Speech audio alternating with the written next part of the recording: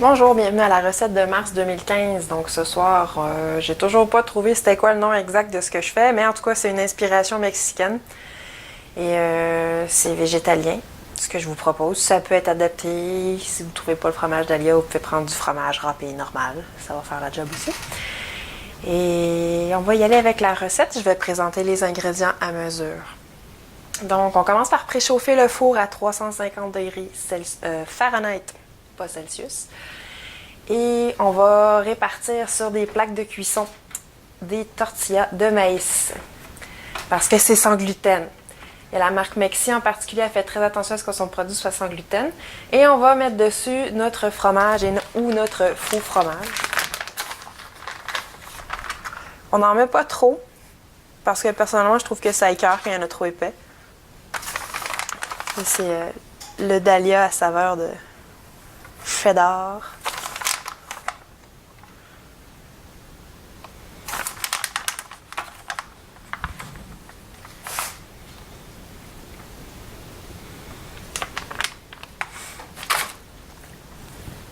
Et on va les enfourner pendant que le four est à 350 pour une dizaine de minutes. On va mettre le timer parce qu'il ne faut pas qu'ils restent trop longtemps, sinon ils vont sécher. Même que je risque de les mettre moins longtemps parce que ça fait un petit peu de temps qu'ils sont sortis. Donc, disons 7 minutes. Ensuite de ça, on a notre poêlonne dans laquelle on met de l'huile d'olive. Je vous donne pas de quantité pour le, vous êtes assez grand pour huiler votre poêlonne tout seul. Pas besoin de remplir la poêlonne. Et on va avoir besoin comme aromate de cumin, une cuillère à soupe de cumin. Et on le met en premier. Puis on va le laisser chauffer un petit peu.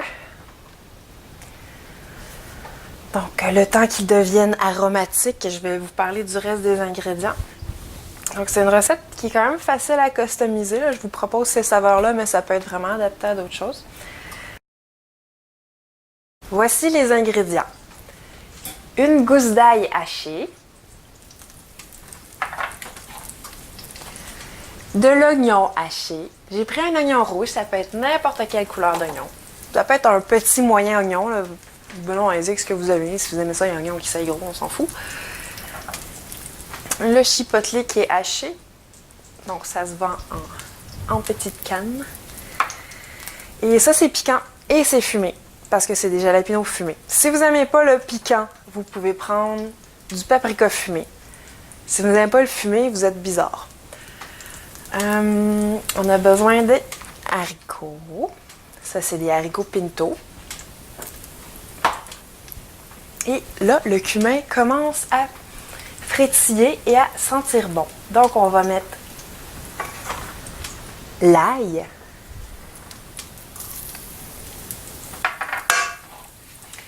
Et les oignons.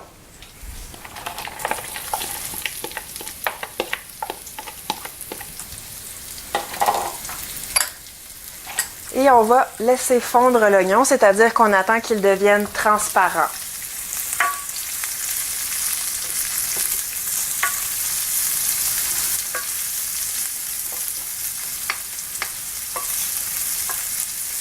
Donc, le but de la pâte de tomate, ça va vraiment juste être de colorer la préparation. Tout comme le aji panka que j'utilisais à l'origine, qui est en fait comme de la pâte de tomate, sauf que c'est de la pâte de piment. Et c'est pas fait fort, ça goûte le poivron plutôt que goûter la tomate. Mais c'est ça, le but en fait, c'est de colorer les préparations.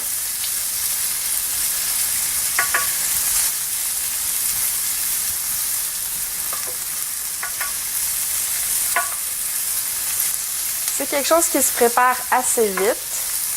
Dans la recette d'origine, je m'amusais même à mettre du kale ou si vous avez du chou couleur ou de la verdure qui se poêle bien, ça s'ajoute bien dans la recette. Une fois que les bines sont mises, ça permet d'augmenter la valeur nutritionnelle du plat, tout en étant très agréable à manger.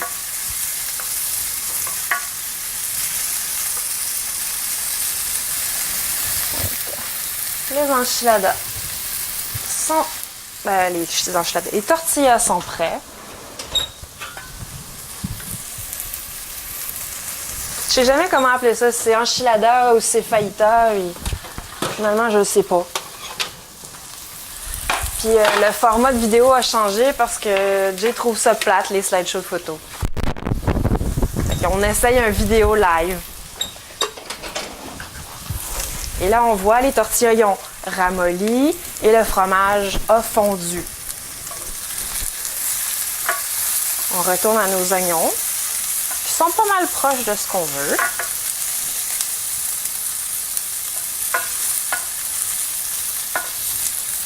Habituellement, pendant que les choses cuisent, je prépare le reste du repas. En fait, l'accompagnement de ce plat-là, qui est souvent une salade verte avec un demi-avocat tranché. Ou sinon, si c'est en hiver puis que j'ai beaucoup de légumes racines puis que je sais pas quoi faire avec, je fais une salade de céleri rave et de carottes avec du vinaigre de vin et de l'huile d'olive. Pour les vinaigrettes d'accompagnement, c'est bien quand on va dans des choses qui se marient bien avec le mexicain. Donc, j'ai pu observer que l'huile d'olive et vinaigre balsamique, ça fonctionnait bien, c'était très bon. Les vinaigrettes à saveur espagnole, pas espagnole, mexicaine, c'est bien aussi. Et herbes de Provence, c'est bien, c'est quand même neutre, c'est juste des fines herbes. Puis sinon, on avait découvert aussi la wafu edamame wasabi, qui est vraiment excellente avec les avocats. C'est assez incroyable comment c'est bon tout ensemble. Les oignons sont prêts, on va réduire le feu. Parce que dans le fond, les haricots sont déjà cuits. On veut juste les réchauffer. Les réchauffer et les écraser.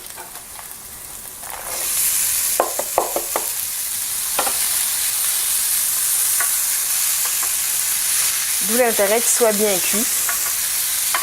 Si vous achetez les haricots en canne, faites attention à ce que la canne ne contient pas de BPA. Je pense qu'il y a juste une marque qui est disponible sur le marché qui l'annonce vraiment. Si les autres ne l'annoncent pas, mais elle contient probablement du BPA, d'où l'intérêt de faire cuire ces légumineuses.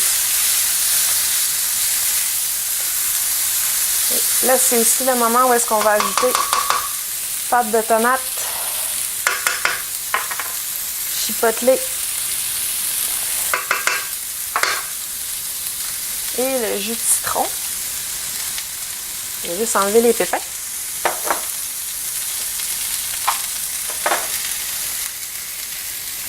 Le citron sert à donner une pointe d'acidité. Ça peut être du jus de limette. C'est sûr que c'est plus traditionnel comme saveur, mais là, j'avais du citron, fait que j'ai pris du citron. C'est plus aromatique avec la limette. Et on écrase.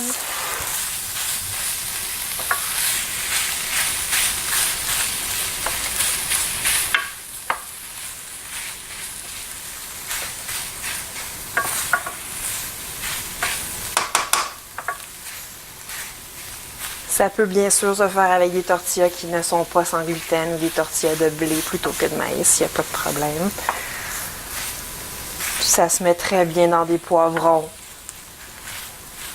Si vous voulez faire des poivrons farcis. Puis là, ça ressemble pas mal au résultat final. Donc comme on voit, c'est vraiment comme une pâte. Le but de les écraser, c'est en fait que la pâte se tienne un peu. Donc, quand on les met dans les tortillas, ça passe pas son temps à tomber comme les fois où est-ce que je faisais pas cuire les haricots. Ben, je les faisais cuire, pardon, mais pas assez, fait que c'était trop dur. Puis moi, ben, je m'obstinais à les manger quand même. Donc, c'est bel et bien prêt. Et à ce moment-là, ce que je fais, c'est que j'utilise un quart de tasse. Dans le fond, ce qui rentre bien dans les tortillas, c'est de 1/3 à 1/4 de tasse de pâte. Comme ça. Puis une portion pour un adulte, c'est 2 à 3. Puis généralement, c'est une recette qui a eu pas mal de succès. Surtout avec les non-végétariens, en fait. Sauf peut-être mon frère. Mais en général, il faut que je fasse attention à ce qu'il m'en reste.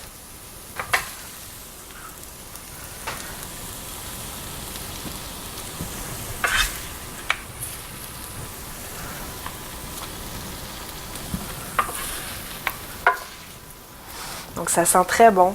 Ça sent, on a le petit fumé du chipotle qui ressemble au paprika, mais un petit peu plus piquant. Il y a le cumin qui est très bien mélangé. C'est sûr, ce serait excellent avec de la coriandre fraîche. Je n'en ai pas. Avec de la guacamole ou de la salsa verde, c'est incroyable. Et après ça, on les prend. Ça se plie bien quand les tortillas sont chauds. Ils se plient très bien. Une fois qu'ils sont secs, qu'ils refroidissent par exemple, c'est une autre histoire, mais pendant qu'ils sont chauds, ça plie très bien. Et là, on peut assaisonner la salade et servir et déguster. Donc voici, bon appétit!